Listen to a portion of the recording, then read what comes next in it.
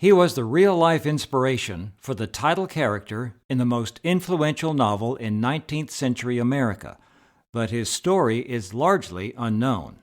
On today's episode, we'll learn more about this amazing, faithful, once-enslaved man.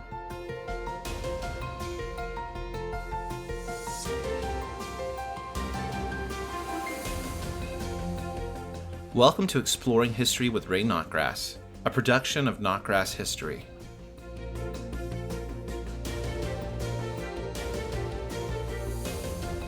Hi, I'm Ray Knotgrass. Thanks for exploring history with me today. The sad memories and difficult effects of slavery in America are still with us. A book that challenged the slavery system and had a profound impact on the effort to end slavery in this country was Uncle Tom's Cabin by Harriet Beecher Stowe, published first in serial form and then as a book in 1852. Stowe's novel was a huge bestseller and made a deep impact on how people in both the North and the South viewed slavery. Uncle Tom's Cabin is a novel, but Mrs. Stowe conducted extensive research into the realities of slavery and the efforts by many Americans to free enslaved persons, especially by means of the Underground Railroad. Because of widespread interest in the novel, and especially because some people questioned the truthfulness of her portrayal of slavery, soon after the publication of her book, Mrs. Stowe published another book called Key to Uncle Tom's Cabin, in which she listed the sources and real-life examples she used in constructing her narrative. The enslaved person who Mrs. Stowe cited as the inspiration for the character of Uncle Tom was Josiah Henson, who lived for over 40 years as an enslaved person in Maryland and Kentucky before escaping to freedom in Canada. Henson published his life story in 1849. He and Stowe met later that year, before Mrs. Stowe had written Uncle Tom's Cabin. Henson endured cruel abuse at the hands of his owner, and that contributed to the narrative about Tom in the book. But even more, it was Henson's patience, hard work, personal character, and Christian faith that inspired the character of Tom. After Henson gained his freedom, he assisted over 100 other enslaved persons to achieve freedom in Canada. He helped to start a community called Dawn in Ontario, Canada. There, hundreds of formerly enslaved persons received a new dawn of freedom in their lives. Henson worked for over 50 years, first in the cause of abolition and then in helping Black Americans and Black Canadians enjoy equal rights. Henson became a minister and preached effectively in North America and Great Britain. Critics sometimes treated him harshly and unfairly, but Henson demonstrated his Christian faith in his dealings with others. The author and filmmaker Jared Brock conducted extensive research into Henson's life.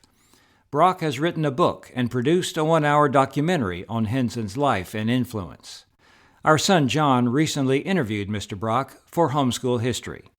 The interview touches on Henson's life, Brock's efforts to increase contemporary appreciation for Henson, and offers Brock's perspectives on what this story can mean for us today. I'd like for you to hear this interview now, and then I'll be back to make some closing comments.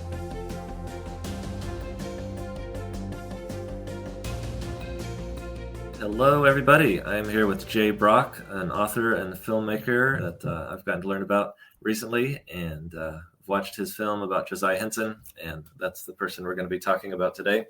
So welcome, Jay. Thank you for being with us. Thanks, John. I appreciate it. I'm always thrilled to introduce Josiah Henson to teenagers. Awesome. So how did you find out about Josiah Henson and get interested in his story? Yeah, so I was in a bookshop in Florida about 6 years ago, and I saw a copy of Uncle Tom's Cabin on the shelf, which is a hugely famous American novel. And it's the novel that Abraham Lincoln jokingly said started the Civil War. And whether that story is true or not, that's what the legend became about the book. And my wife had been wanting to read Uncle Tom's Cabin for a while, so I bought it and put it in her stocking for Christmas. She read it and was really moved by it. And I'm a documentarian and author, and so I'm a naturally curious guy. So I started doing a little bit of research about Uncle Tom's Cabin, and I came across this one line somewhere on the internet that said the character of Uncle Tom was inspired by a man named Josiah Henson. I was like, I've never heard of this before. So I started researching Josiah Henson, and I discovered that his house, where he escaped to Canada, was less than 2 hours from my own home. So on a blazing hot summer day, my wife and I drove to Dresden, Ontario, and we visited Josiah Henson's actual cabin. And we learned about this incredible man who won a medal at the first World's Fair in London at the Crystal Palace, who rescued 118 enslaved people, who's, he escaped with his wife and 4 kids, walking over 600 miles with 2 of them on his back, on broken shoulders. He was entertained at Windsor Castle and the White House, and the Prime Minister threw him a party, and just like all these crazy stories. I was like, how have I never heard of this man? And he was just like this godly Christian pastor who was a pacifist and just was all about freedom. And so I was so inspired. So I ended up retracing Josiah's journey from slavery to freedom. It took me over 5,000 miles. I visited all the way down to New Orleans in July without air conditioning, which was terrible.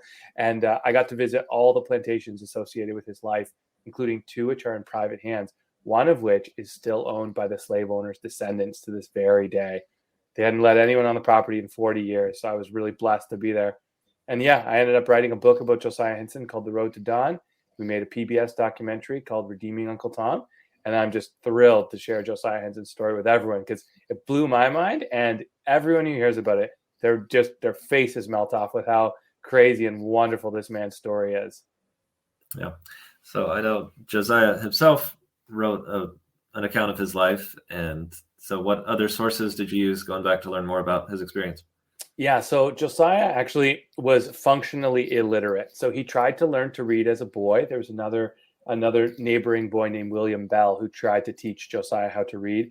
And Josiah eventually got caught with a reading book, and he was severely beaten for that. And the little boy, William, was actually sold south because the plantation owners in Maryland did not want their enslaved people to become literate, to become free. And so Josiah didn't learn to read until he was a free man in Canada, when his own son, Tom, 12-year-old Tom, taught him how to read. So Josiah was a preacher, but it was all memorized scripture. He would hear it from a pastor or a minister, and he would memorize it. So he eventually learned to read, but he never learned to write. So he was eventually interviewed by a former mayor of Boston, and that man wrote a little tiny autobiography for Josiah. They ended up publishing, I think it was like 7 or 8 editions over Josiah's life to fundraise for different things.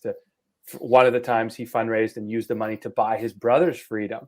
Another time he fundraised money to build a church in his 80s. Like he was always re-releasing it to raise funds. So that was obviously went through all of the versions of his biography, interviewed experts, all the plantations all over the place. The Josiah Henson homestead in Maryland is actually now it was Isaac Riley's plantation. It's now called Josiah Henson Park.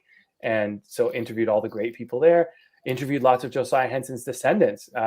Remember that we are connected to history, and there's over 200 Henson descendants still alive today. So I've met lots of them. I've been to 2 Henson family reunions, and there's lots of ministers in the family and lots of teachers. And so, and then of course, spending so much time on 150-year-old newspaper clippings on microfiche reels, just burning my eyes out as I'm just like staring at this screen. So hundreds and hundreds and hundreds of documents.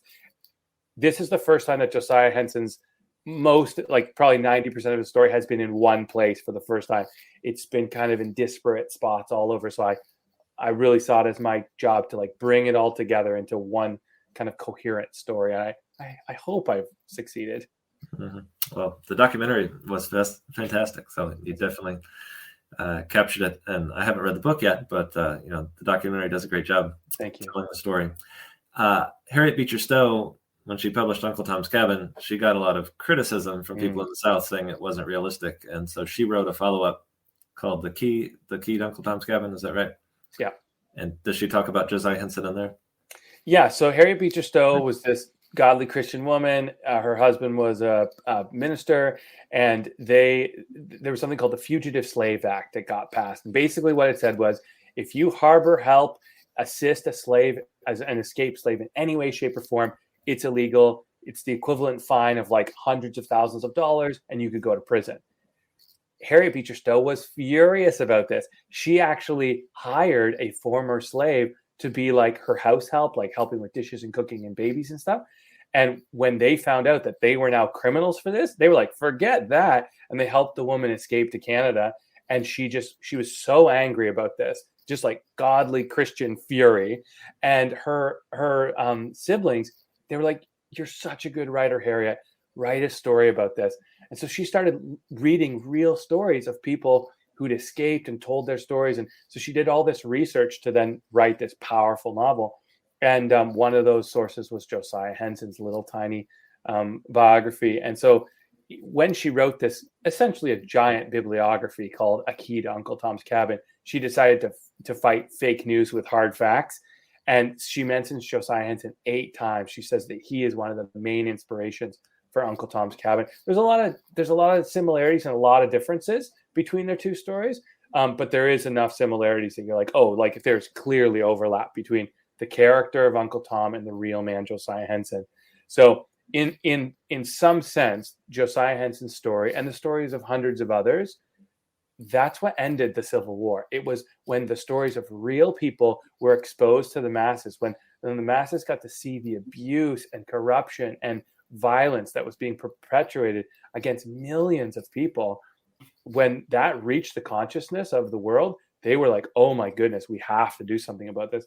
What's really interesting, John, is Abraham Lincoln, when he was doing his draft of the Emancipation Proclamation, which was the document that freed 3 million slaves, the Library of Congress record shows that he borrowed a key to Uncle Tom's Cabin during the exact few weeks that he was penning that proclamation. He had Josiah Henson's story near at hand when he signed those pen strokes that freed 3 million people. It's really inspiring. Yeah. Wow.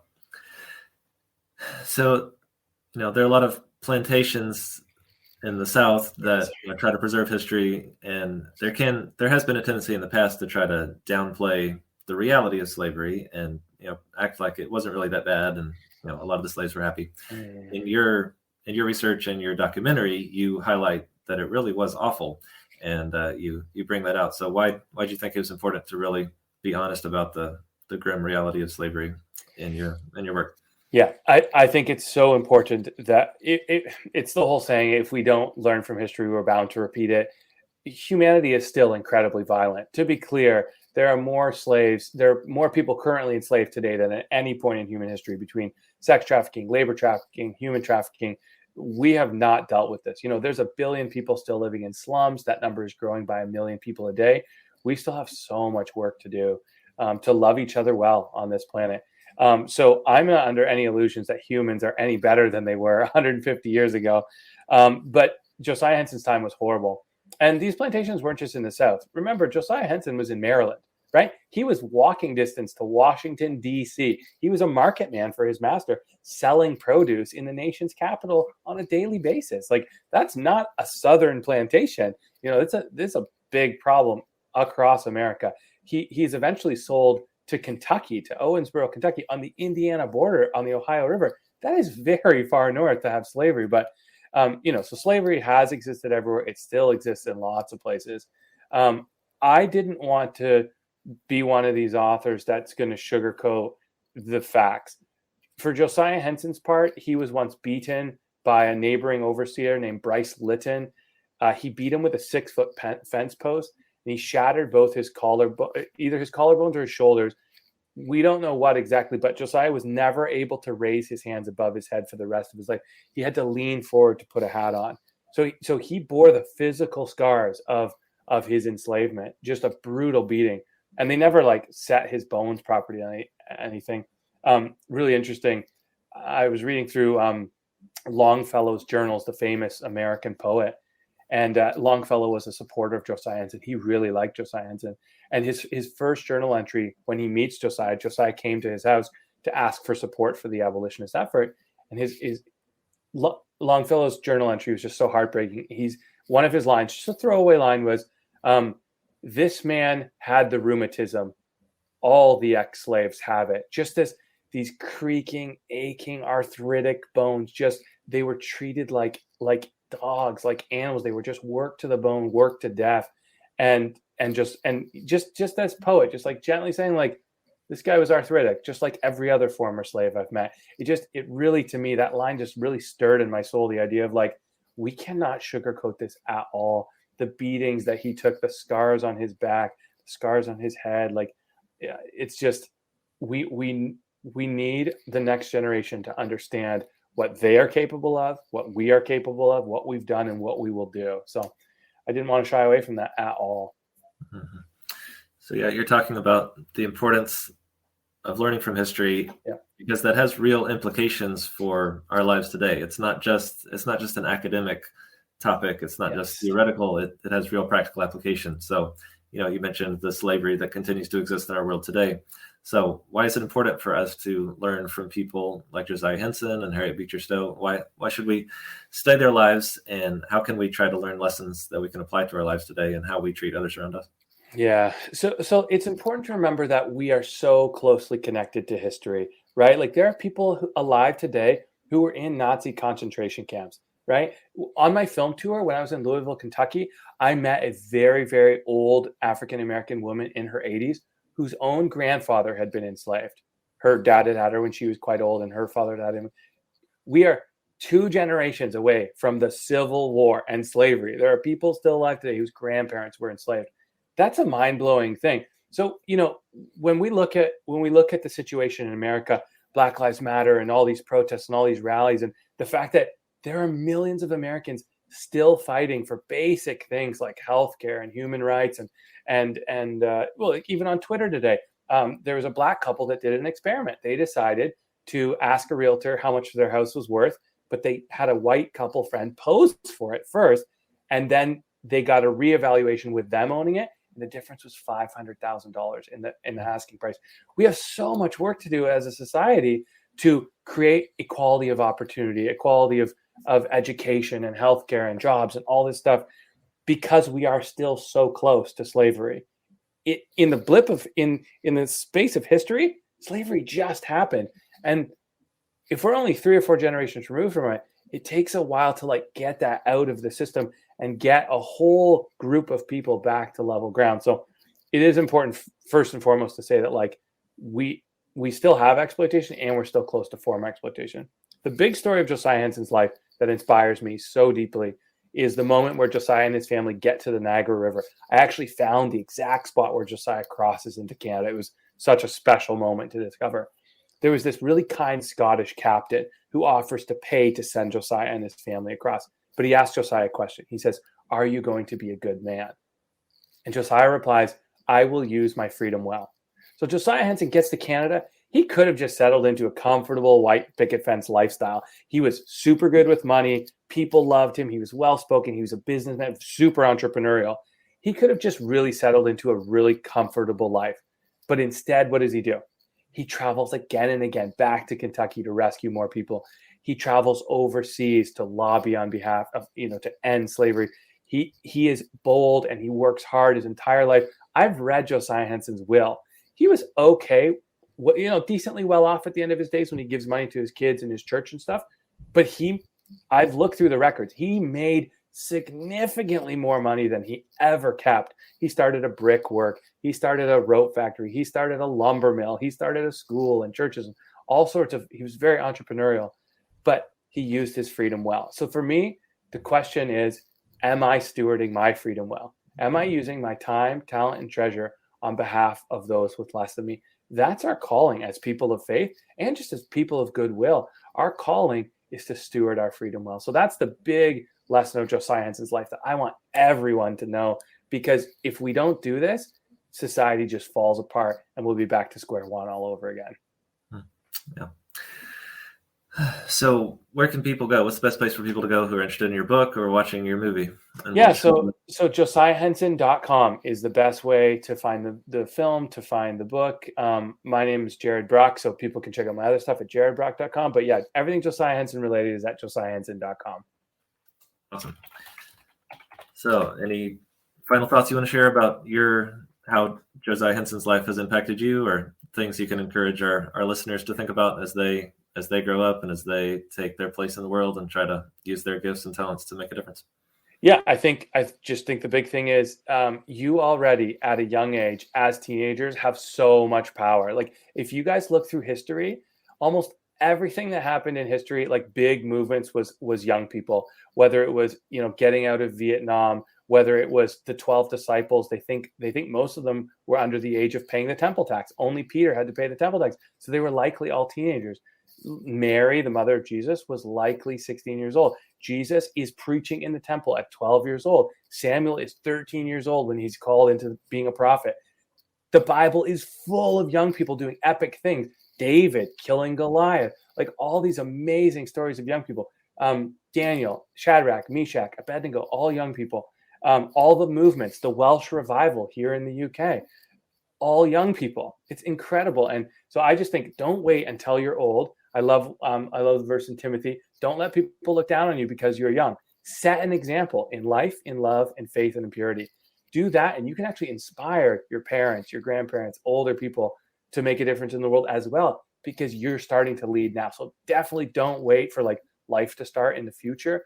You likely have more influence now than you will ever have because you're so networked, you're so connected. So figure out your passion, figure out what God's calling you to do, and then just steward it so well.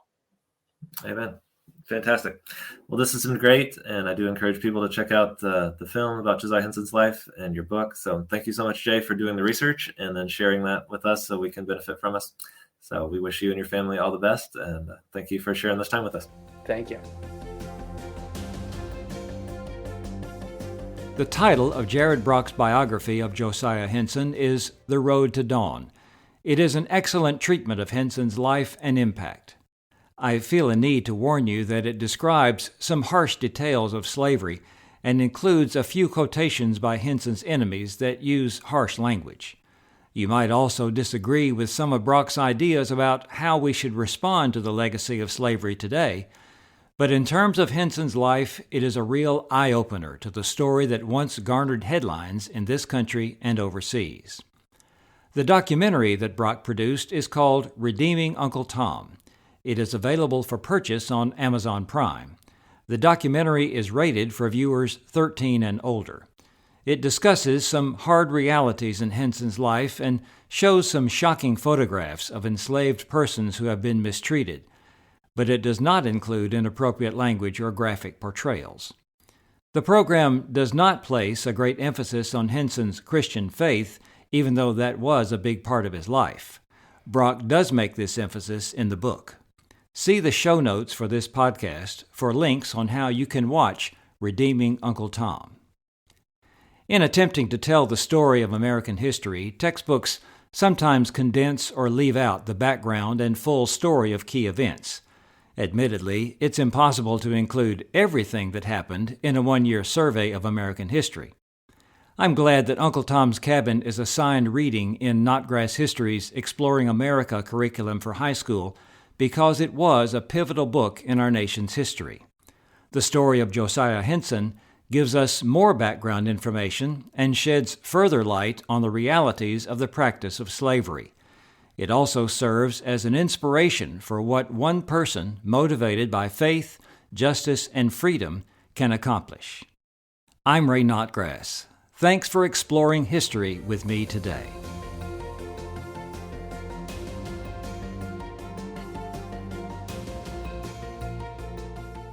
This has been Exploring History with Ray Knotgrass, a production of Knotgrass History.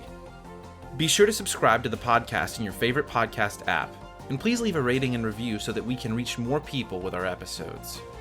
If you want to learn about new homeschool resources and opportunities from Knotgrass History, you can sign up for our email newsletter at exploringhistorypodcast.com. This program was produced by me, Titus Anderson. Thanks for listening.